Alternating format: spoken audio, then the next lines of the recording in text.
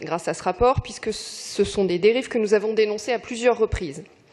Cette analyse très critique impose un rapide changement de cap pour ne pas obérer les capacités d'investissement de la ville ainsi que les marges de manœuvre des générations futures. La CRC s'inquiète de la soutenabilité budgétaire en raison de l'effondrement des capacités d'autofinancement qui induit une augmentation du recours à l'emprunt.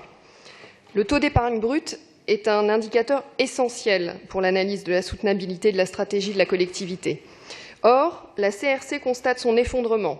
En 2004, ce taux se situe à 7%, soit bien moins que la moyenne des collectivités territoriales, où ce taux est de 15%, et bien moins également que d'autres grandes métropoles, Lyon étant à 17% et Bordeaux à 18%. Évidemment, ce niveau se répercute dans la capacité d'autofinancement, qui va diminuer de moitié, passant de 57% en 2012 à une estimation de 28% en 2018. La faiblesse du taux d'épargne brute est problématique à deux égards. D'une part, pour rembourser la dette, mais d'autre part, pour permettre à la ville de tenir ses engagements. Et d'ailleurs, la CRC alerte la ville sur le fait que la faiblesse de l'épargne brute est susceptible, à partir de 2017, de remettre en cause la soutenabilité du PIM, puisque tout investissement supplémentaire vient concomitamment alourdir les dépenses de fonctionnement. La CRC se pose notamment la question de la capacité de la ville à financer les 2 800 millions d'euros de dépenses d'investissement au titre du logement social. L'effondrement du taux d'épargne brute a évidemment des conséquences sur l'endettement de la ville. Les chiffres, on peut leur faire dire beaucoup de choses. La CRC, d'ailleurs, remet de l'ordre et souligne que la ville a tendance à utiliser les indicateurs qui l'arrangent. L'exécutif a ainsi pour habitude de dire que le niveau d'endettement par habitant à Paris reste inférieur à d'autres grandes villes françaises, notamment comme Marseille et Lille. Mais c'est la tendance qu'il est important d'examiner. Or, entre 2009 et 2013, quand le ratio dette par habitant augmentait de 7% à Lyon et 15% à Bordeaux, il augmentait de 40% à Paris. Et la dette de la collectivité parisienne devrait représenter 7,5 milliards d'euros à l'horizon 2020, soit 86% du budget annuel de la ville.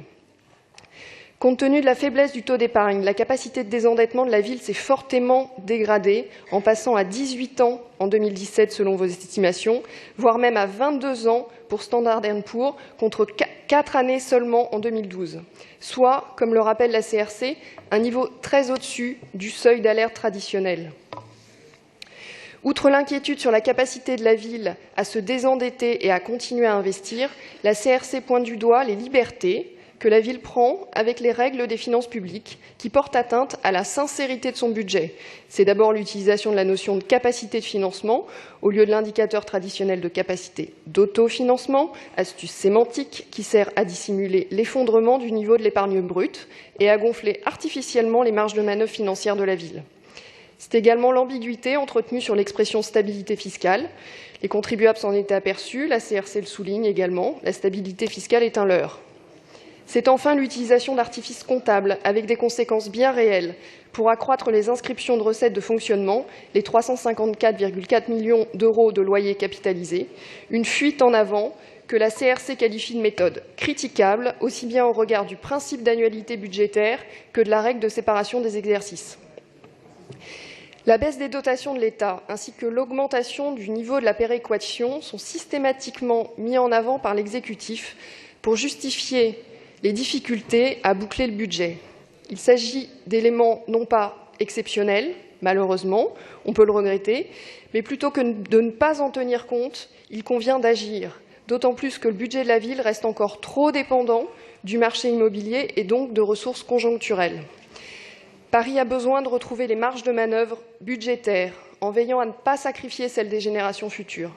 Les rustines ont fait leur temps. Ayez le courage des réformes. Mettez fin à l'insincérité, aux artifices comptables. C'est en ayant un discours de vérité que les réformes de structure ambitieuses seront possibles.